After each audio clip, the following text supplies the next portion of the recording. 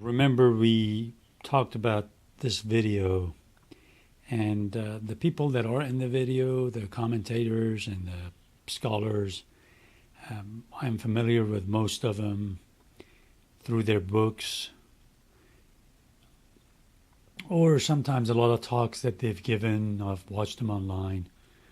So that's one place, and we'll talk about that. But as far as my personal experience, growing up as a child, as a Muslim, again in a Muslim slash Shia family that were Turkish speakers. My parents were both Turkish speakers from areas of Hamadan.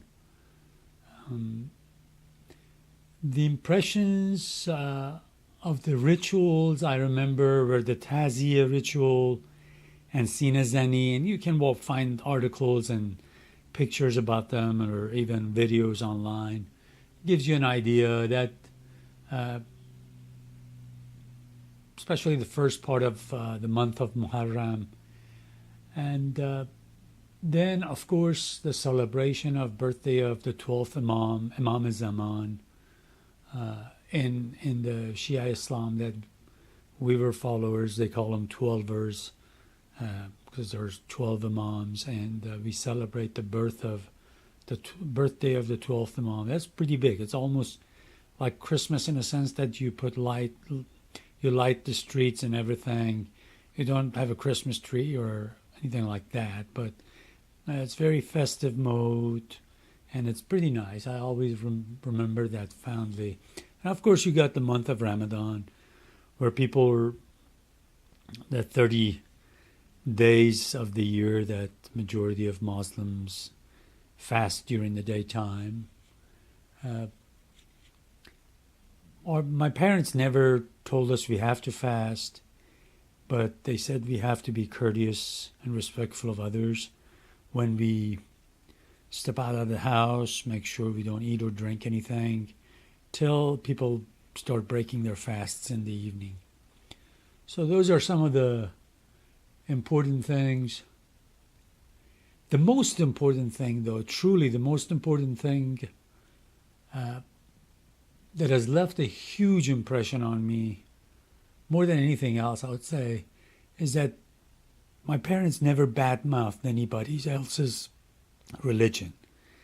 They didn't gossip, but most importantly, they just did not talk about anybody's religions. They didn't say a bad thing about that, and for that, I'm just forever grateful to them.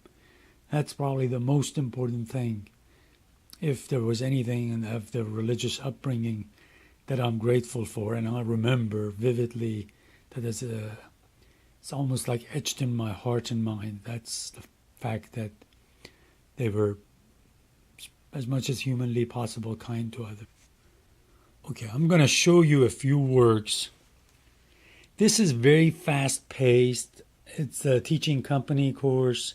They have one for Judaism, for Christianity. This is fast-paced, so think of it as you're getting a quick tour, and you're going to tell yourself, okay, I'm going to go back, go to these different places, go to these different subject matters and revisit them. But it kind of gives you an overview, and it's a pretty good place to start. You don't have to start here, but if you have one of these handy, it'll be good. The booklet that's in there's a bibliography in there, recommended books. Just take a look at that and see what he's got to offer. This I picked up years ago. This is by Sayyid Hussein Nasr. That was in that video. You'll learn more about him. You'll know probably a little bit about him. But that's a young Muslim's guide to modern world. Again, check out the bibliography in that.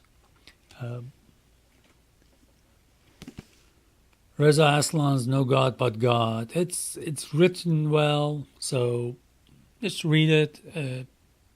Gives you another good taste, the general picture. He's a good writer. Of course, Karen Armstrong, which was in that video, and I've mentioned it before in some of the other videos. Her work on Islam and Prophet Muhammad are pretty good. And definitely check out the bibliography. I'm just going fast because I think these are some of the books that you need to look at.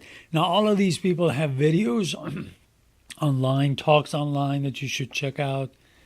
This is another one by Frederick Denny. I have another one by John Voll, Voll. He was in the video, but I just can't find the book. An introduction again. And this one is also a great introduction. It's a little thicker, but the bibliography is really good. I like William Chittick, his works on Rumi and Ibn Arabi. So definitely check out these guys. Like William Chittick, you're not going to listen to him immediately for an introduction to Islam, at least not the videos that I've seen so far, because he's in depth. He's knowledgeable a lot. He's very knowledgeable, but most of the stuff that I've seen of his have to do with Sufism and stuff, which is something that we'll talk later on. That's not the stuff you want to go to immediately.